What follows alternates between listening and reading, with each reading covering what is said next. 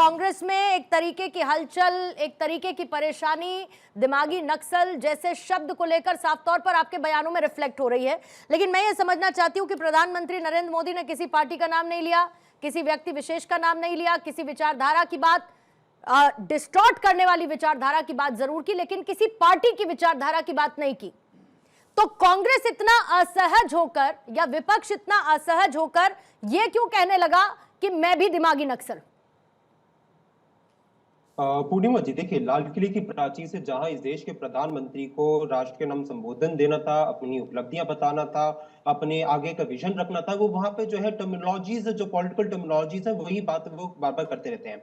इस बार उन्होंने एक नया टर्मिनोलॉजी दिया, दिमागी नक्सल का, उसी प्रकार से जैसे उन्होंने पहले जो है एक बार कहा था अर्बन नक्सलवाद को, वही लोग जो कि जातिगत जनगणना की मांग करते हैं वो लोग अर्बन नक्सल होते हैं। तो भी बीजेपी के लोग बागों ने कहा कि भाई उन्होंने किसी का नाम थोड़ी ना लिया कि भाई जातिगत जनगणना करने वाले लोग अर्बन नक्सल है, उन्होंने किसी का नाम थोड़ी ना लिया, तो आप लोग अपने ऊपर क्यों ले रहे हो?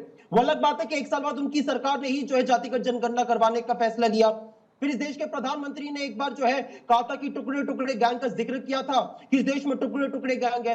वो अलग बात है कि एक बार फिर जो है गृह मंत्री अमित शाह से सदन में सवाल पूछ लिया गया था कि टुकड़े टुकड़े गैंग क्या है, तो उन्होंने आके कहा कि टुकड़े टुकड़े गैंग तो एग्जिस्ट ही नहीं करती है। तो प्रधानमंत्री मोदी जी की कौन सी बात पे विश्वास किया जाए, पहली बात तो यही समझ में नहीं आता। अब दूसरी बात आती है कि उन्होंने जो दिमागी नक्सल वाले शब्द पे जो उन्होंने बात कही है, अब उस पर बात कर लेते हैं। और उन्होंने दिमागी नक्सल की बात की, तो दिमागी नक्सल है कौन?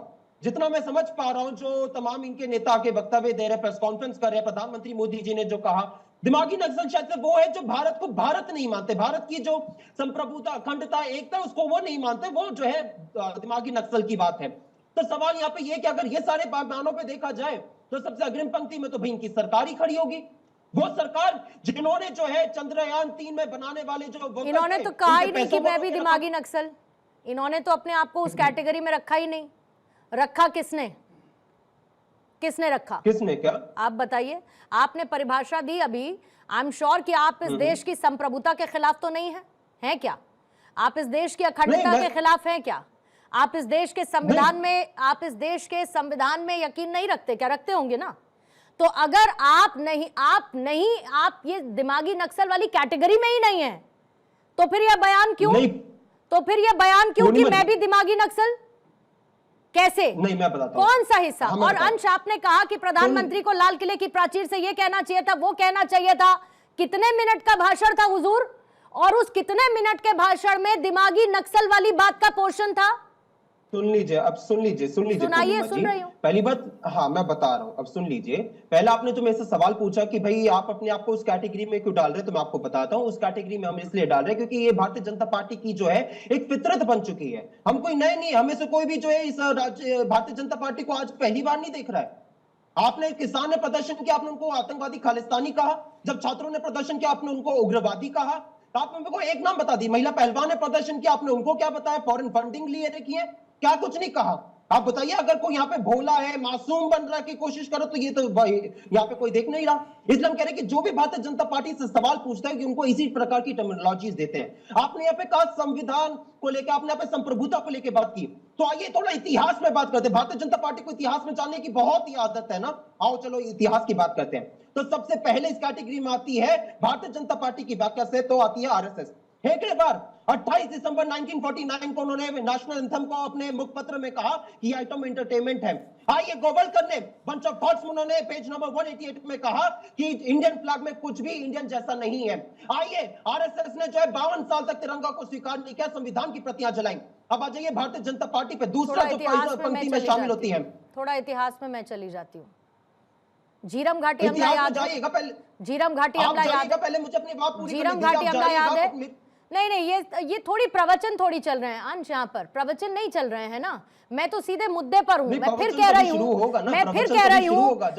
कह रही हूँ कि प्रधानमंत्री ने यह नहीं कहा कि कांग्रेस की विचारधारा नक्सलवादियों जैसी है। कहा क्या? आपके किसी नेता का नाम लिया क्या? आपको कैटेगोरिकली उसमें रखा क्या? नहीं रखा तो आपने स्वयं क्यों ले लिया?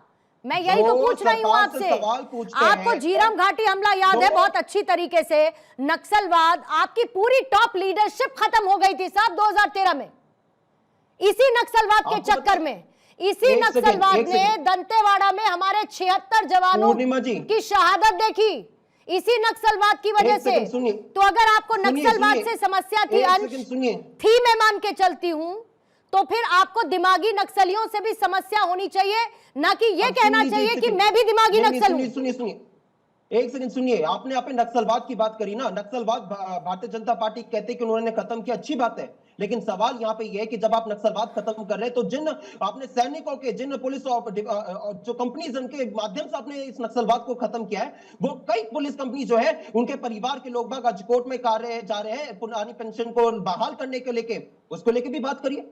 उनमें से आपको मैं बात करता हूं जो हमारे एक आर्मी के जो थे, जो अग्निवीर थे, जिन्होंने ऑपरेशन सिंदूर के समय पे जो है अपनी शहादत दे दी थी क्रॉस झीरम घाटी का हमला भी कोर्ट में है, झीरम घाटी का हमला भी कोर्ट में है, और आप ये नहीं नकार सकते ना कि उस दौरान झीरम घाटी हमले में क्या हुआ था ना, लेकिन वो मामला भी कोर्ट में है, लेकिन वो मामला भी कोर्ट में है। अंश सुनिए एक सेकंड, नहीं, एक सेकंड, झीलम घाटी पे आएंगे, झीलम घाटी पे आएंगे। अरे भाई, मुझे मैं कह रही हूं कि मैं सीधे प्रिसाइज जिस मुद्दे पर रहना चाह रही हूं, आप इधर उधर क्यों जा रहे हैं। मैं ये समझना चाहती हूं एसएन सिंह साहब कि इनको क्यों लगा कि आपने इनको दिमागी नक्सल कह दिया, झीलम घाटी की बात की कि सब लेकर खड़े हो गए, मैं भी दिमागी नक्सल, मैं भी दिमागी नक्सल, कहने लगे कि जो इनका विरोध करेगा वो दिमागी नक्सल है। ये कैसे स्टैब्लिश हुआ एसएन सिंह साहब? सुन तो लीजिए, बड़ी देसी कहावत है, इनके पे थोड़े ना कहा गया। वो तो दुनिया में सभी लोगों पे कहा जाता है, चोर की दाढ़ी में तिनका। अगर कोई चोर होता है, पुलिस खड़ी रहती किसी और जांच के लिए और भागते नजर आता है, वो क्योंकि चोर की दाढ़ी में तिनका, क्योंकि इसी तरह का काम किए हैं। जब आप भारत तेरे टुकड़े होंगे इंशाल्लाह इंशाल्लाह का नारा दिया जाता है, उसके साथ फोटो खिंचवाते हैं, तो ये दिमागी हिंसा को आप जन्म देते हैं। जब बहुसंख्यक हिंदुओं को आतंकवादी बताते हैं तो माना जाता है कि आप वैचारिक नक्सलवाद को जन्म दे रहे हैं। जब याकूब मेनन को जुडिशियल किलिंग बताएंगे, जब हाफिज में साहब नजर आने लगेगा, जब ओसामा में जी नजर आने लगेगा और जाकिर नाइक शांत का मसीहा हो जाएगा और भारत का सेना प्रमुख सड़क छाप बुद्धा बताने लगेंगे, तो कांग्रेस इस तरह के कर्मों को मध्य प्रदेश की ने हमारी जो जवान बेटी थी उनको कहा जा रहा है, उस विचारधारा को कहा जा रहा है, आपके बीच में बोले नहीं है कि में जाके यहाँ भी इसीलिए वैचारिक नक्सलवाद है कि ये मानकर चलना पूर्णिमा जी कि सिर्फ मैं और मेरे लिए मैं जो कुछ कर रहा हूँ, मैं आतंकवादियों के लिए रो रही हूँ, ये घोषणा कर देना कि आदरणीय सोनिया जी आतंकवादियों के लिए रोई, वैचारिक नक्सलवाद है। क्योंकि विचार से इसी को नक्सलवाद कहते हैं, वह मानसिकता जो हिंसा और अराजकता तो सही ठहरा है, दिमागी नक्सलवाद कहते हैं। नहीं तो आप इन्हीं को टारगेट कर रहे हैं क्या विचारधारा के तौर पर? सिंह साहब विचारधारा के नाम पर क्या ऑपोजिशन को टारगेट कर रहे हैं आप? तो फिर आप खुलकर बोलिए कि हम जो करना चाहते थे वो हो गया। पीठ थपथपा लीजिए अपनी इस बात पर सर, आप इस बात पर अपनी पीठ थपथपा लीजिए कि जो होना था, जो हम चाहते थे हो गया। अब हम इनको इस बात पर घेरेंगे क्योंकि ये कहने लगे कि हाँ मैं हूं दिमागी नक्सल, तो आप सीधा टारगेट फिर विचारधारा के नाम पर इन्हीं को कर रहे हैं ना। पूर्णिमा जी बिल्कुल नहीं, वो नक्सलवाद आपको नहीं दिख रहा है। आपने एक टाइम निर्धारित किया, इस समय में भारत 24 चैनल पर एंकर जो सवाल पूछेगी उसका जवाब एसएन सिंह देंगे, उसका जवाब कांग्रेस देने लगी। जब भारत की जनता किसी और की सरकार चुनती है तो किस तरह से देश के चुनी हुई सरकारों को गिराएं, किस तरह से इमरजेंसी लगाएं, किस तरह से आतंकवादियों को बुलाकर राष्ट्रपति भवन और प्रधानमंत्री आवास में गोलगप्पे खिलाएं, इसी को नक्सलवाद कहते हैं। ये दिमागी नक्सलवाद है जो जाता ही नहीं है कि वोट के लिए सिर्फ मैं ही सही हूं। ये जो नक्सलवाद है, ये प्रवृत्ति जिसके अंदर होगी उसको दिमागी नक्सलवाद कहेंगे। और वो प्रवृत्ति कांग्रेस में देखने को मिलती है कि जब समय आप देती हैं तो भारतीय जनता पार्टी करते रहते हैं, और जब समय समाप्त हो जाता है, भारतीय जनता पार्टी का प्रवक्ता बोलता है, तब इनको याद आता है कि भाई हम 370 का समर्थन करके क्यों इस तरह से वैचारिक नक्सलवाद को दिए, हम क्यों जाकिर नाइक और बुरहान वानी का समर्थन करते हैं। तो निश्चित तौर पे ऐसे चीजों को कांग्रेस को नहीं करना चाहिए। अगर कांग्रेस से ऐसा कार्य नहीं किए तो उसको नहीं तकलीफ होना चाहिए, और कांग्रेस अगर ऐसा कार्य किए तो उसको तकलीफ होनी चाहिए। एक बात